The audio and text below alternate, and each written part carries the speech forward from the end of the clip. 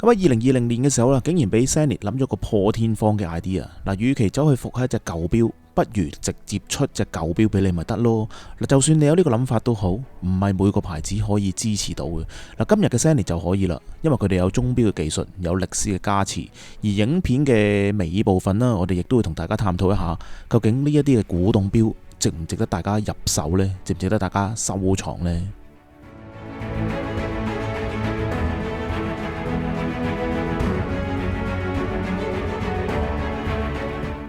今日亦都有幸受到 Zenith 嘅邀請啦，過大海，不過呢就翻香港嘅，出席翻 Icons 嘅呢個 event。咁我又可以坐一個順風車翻香港啦。今日個 event 呢就喺 K11 Musea 嗰度嘅，嗱，絕對係 VIP 先可以出席到今日嘅呢個 event，因為真係超級難得可以集齊到8隻 Icon 喺一個地方嗰度，等標迷呢可以一次過目睹晒啦。嗱，真係唔知道幾時先再會有呢個機會啦。另外呢，有別於其他嘅 event 呢，今次呢更加請咗呢鐘錶界大人物阿 Carson Chan 呢，為我哋講解翻買賣古董錶嘅一啲知識同埋一啲風險嘅，從而呢帶出 Zenith 嘅呢一次 Icons 嘅革命性，算係震撼咗業界嘅。咁所以今集嘅內容呢，非常之豐富啊！嗱，如果你仲未訂閱 Watch Catalog 呢，我哋係以廣東話推廣翻鐘錶文化嘅。嗱，不分平貴嘅手錶，只要係得意有趣嘅手錶呢，我哋都會為錶迷介紹噶。咁啊，講翻今日嘅話題啦。嗱，欣賞手錶之前喺呢度嘥你幾分鐘嘅時間，去知道翻成個 Icons 嘅 project 嘅理念啊，先會明白到今日呢個 event 嘅特別同埋個重要性嘅。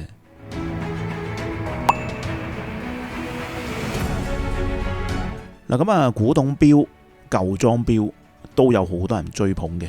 咁但係玩呢啲古董錶呢，嗰個門檻呢實在太過高啦。例如個錶盤呢，有冇翻做過啦？啲 logo 有冇翻填過啦？啲夜光有冇翻填過啦？個錶殼有冇過分咁打磨啦？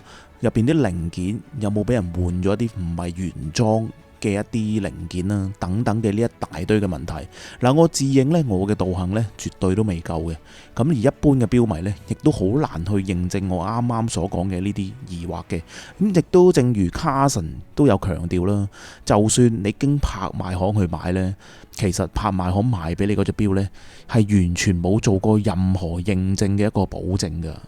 咁所以如果想玩一啲以前嘅錶款呢，就冇辦法啦，暫時只可以等唔同嘅牌子出一啲復刻嘅版本。咁啊，世事就冇咁完美啦。就算俾你復刻到成隻錶個設計、大細啊、材質啊，咁但係往往嗰個機芯呢都冇可能一模一樣嘅。唔好話接近啦，機芯呢好多時都用翻一個現代嘅機芯啦，冇辦法，技術唔同咗啊嘛。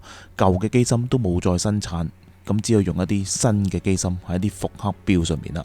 而今日嘅主角 Zenith 呢，嗱，出復刻錶呢都算係有誠意嘅一個牌子噶啦，因為佢哋有自家嘅技術啦，加上 El Primero 機芯技術呢，沿用去到今日嘅，同時呢，用咗一個 reverse engineering 嘅技術呢。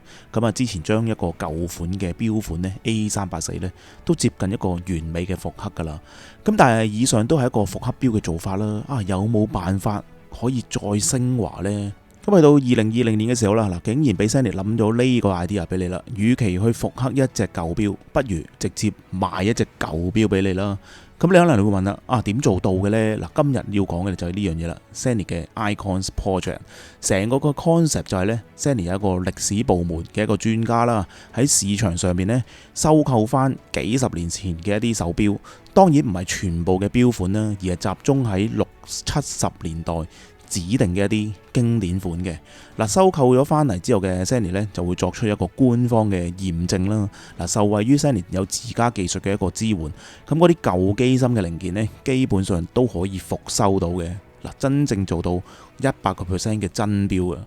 嗱，真係唔係每個牌子可以做得到噶，所以 Zenith 絕對唔簡單噶。呢件事上邊有一個得意嘅事實就係呢，佢回收翻嚟嘅手錶呢，係盡可能都唔會做任何嘅打磨嘅。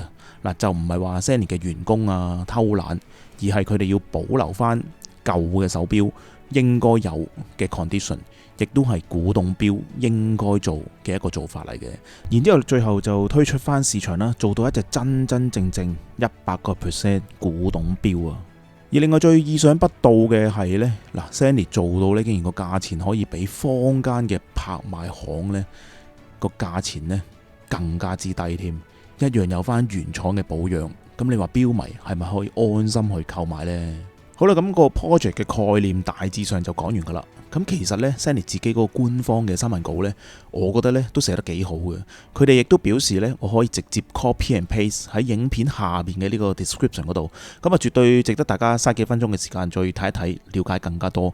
咁呢會真心咁去欣賞呢一個牌子嘅。咁而當你聽晒成個過程啦，都知道嗱，每一隻呢都得來不易嘅。咁所以嗰個產量呢，其實係極之少嘅。嗱，一般呢，每一間可能 boutique 呢，都可能只係分配到一隻左右嘅啫嘅 icons 啦。但今日嘅 event 呢，竟然可以集齊咗8隻喺一齊，咁啊絕對可以令到一眾嘅中港澳 Zenith 嘅 fans 呢大開眼界，為之震撼。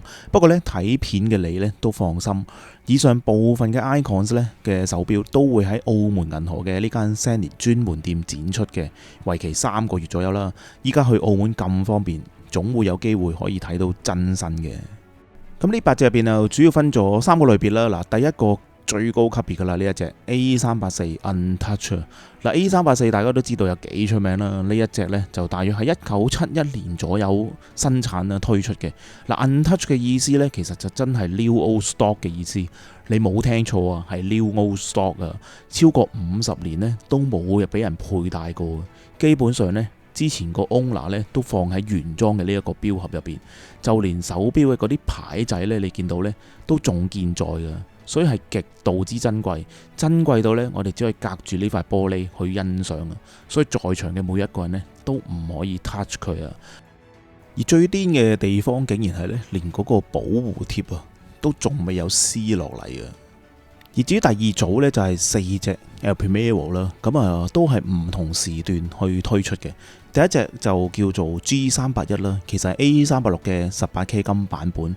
當時呢，其實就只係喺美國嘅市場推出嘅啫。嗱，最得意嘅地方就係呢，當 Zenith 發現咗呢一隻錶嘅時候呢，佢仍然係屬於佢原本個主人嘅，喺一個美國嘅一個紳士嘅手上邊嘅。咁至於第二隻就係 A386，我諗應該都好多人識呢隻錶噶啦。1969年推出 El Primero 機芯嘅時候嘅一個王牌嘅錶款啦。嗱，復刻版呢，我諗你一定睇過噶啦。但係呢隻100%1969年嘅原作，我諗好多錶迷呢都未必有機會可以睇到呢隻錶嘅真身啦。咁第三隻就係叫做 G581 啦，1969年第一批 El Primero 手錶之一嚟嘅。喺1969年嘅 Bezel 嘅錶展呢推出嘅一個錶款，當年做咗150隻嘅啫。咁你話依家呢仲有幾多隻健在啊？嗱，當中有一隻呢就喺我哋呢度面前啦。咁啊，第四隻就叫做 G382 啦，一樣都係1969年 Bezel 嘅錶展亮相嘅，總共生產咗250隻嘅啫。嗱，最特別嘅地方呢，莫過於呢個滾輪式嘅一個錶儀設計，以及呢個金色嘅錶盤呢，喺現場睇係極之搶眼嘅。咁而最後3隻就係同軍事有關嘅一啲手錶啦。嗱，第一隻呢，其實就介乎喺1968年去到1972年之間呢，為呢個意大利嘅空軍製造嘅。最低嘅地方就係透過羅馬嘅一間零售商啦交付嘅。嗱，咁個錶盤上面呢個名呢，就係嗰個零售商啦。嗱，買呢隻錶呢，最緊要呢就係呢行字啦，有一個歷史嘅意味啊嘛，就唔係講嗰啲依家講嗰啲咩4行字啊，咩紅色第一行字嗰啲無聊嘢嘅。而你可能會問啊，現代版呢好似有一隻 Zenith 嘅 Pilot 係呢個設計喎，冇錯，其實呢一款呢就激發咗之後 Pilot 錶嘅一個設計。咁個錶底呢，一樣保留咗呢個 AMI 嘅一個軍事嘅序號，亦都有啲軍事嘅意思嘅呢一個字。咁至第二隻呢，就叫做 A381，1972年面世。嗱，當時呢，就嗰個太空熱潮都仲好強烈，咁所以呢隻錶都用一個太空時代作為一個設計嘅藍本。錶盤嘅外圈外邊啦，有一個 tachymeter 嘅。嗱，普遍 tachymeter 最多都係得500嘅啫。咁啊，呢一隻咧可以去到1000嘅，測到1000嘅。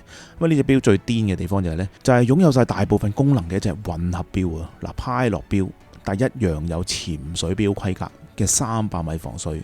嗱，依家聽落咧就唔係好大驚喜嘅，咁但係1972年嚟講咧，應該都算獨一無二噶啦。個錶帶咧其實一樣都係一個亮點嚟嘅。嗱，一樣都係呢個 Gay Ferraz 啦，唔知有冇讀錯呢個名啦嘅一個手筆嚟嘅。如果大家唔知道呢位仁兄呢，咁一定要再重新深入翻了解 Zenith 嘅歷史啦。嗱，非常破格嘅一個錶帶，叫做龍蝦式嘅鏈帶，我都係第一次見。嗱，特別就特別啦，不過應該呢戴起上嚟呢都唔係好舒服嘅，我覺得。咁啊，最後嘅呢一隻啦，個名有啲長，比頭先嘅嗰隻呢遲咗3年推出嘅。1975年嘅時候呢，淨係做咗50隻嘅啫，而其中一隻呢，又喺我哋面前啦。本身呢都係跟咗一個龍蝦式嘅鏈帶嘅，咁可惜呢，可能嗰隻個 condition 有問題啦，或者爛咗啦已經。咁啊呢一隻呢，暫時只係跟一個黑色嘅錶帶嘅啫。嗱，最特別嘅地方呢，呢一隻呢一定係一個透底。嗱，今時今日嘅手錶呢，基本上都透底啦。但係唔好忘記，1975年嚟講呢係極之罕見嘅。嗱，可以欣賞翻呢個接近咗50年嘅一個機芯啦。所以話呢 LPMAO 嘅機芯呢，50年後嘅今日再睇呢，一啲都唔失禮。另外，以一個自動上鏈嘅機芯嚟講呢，已經算係非常之靚噶啦。好啦，8隻手錶其實都介紹過啦，都睇過晒啦，每一隻呢都各具特色嘅。咁以上某幾隻嘅 icons 呢嘅都將會喺澳門銀河嘅 Zenith專門店展出3個月嘅。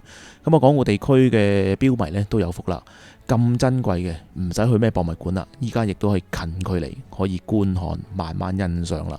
而有興趣嘅話呢，嗱，更加可以即場喺專門店嗰度買埋添，即時攞走啊！嗱，聽講呢，今日個 event 過咗之後呢，已經有人呢有興趣某個款式啦。咁而另外，我諗大家最關心嘅呢，就係有一個好現實嘅問題啦。究竟呢一啲錶呢係咩價位嘅呢？咁而最平嗰隻啦，就以港幣大約13萬起跳嘅。最貴嗰隻呢，可以去到幾十萬一隻噶啦。咁當然每個錶款都會有唔同嘅價錢啦。咁但係呢啲定價呢，其實都係以坊間嘅一個買賣價作為參考嘅。咁如果以一個有官方認證嚟計呢，嗱，我個人覺得呢係非常之合理嘅一個定價嚟嘅。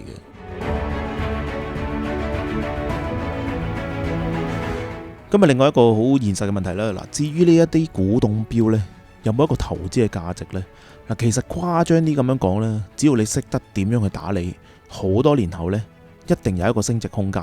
嗱，呢個係必然嘅，物以罕為貴啊嘛。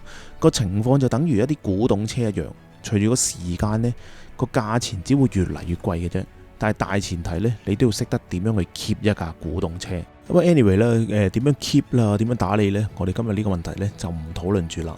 嗱，平時買古董錶呢 sorry 都要講句啦。如果你唔係專家呢，根本就冇咩機會可以參與到，因為你根本唔識得去 judge，唔識得分辨。咁但係依家呢，唔使識啦，因為 Zenith 已經幫你做咗啦，一個最官方、最權威嘅一個認證。咁所以每隻 icons 嘅手錶呢，佢都會跟呢一本嘅 passport 俾你，最值錢嘅一個認證。嗱，之後呢，如果你再考慮放手呢隻錶呢，就靠晒呢本 passport 噶啦。好啦，講下講下，原來都時間唔短啦。咁啊，今集嘅內容去到呢度先。大家又有冇試過買古董錶呢？對 icons 呢個玩法呢，又有啲咩意見啦？不妨喺留言區嗰度發表一下你哋嘅意見啦。希望你中意今集嘅介紹啦，訂閱 Watch Catalog，留意更加多鐘錶嘅資訊。我哋下一集再見啦，拜拜。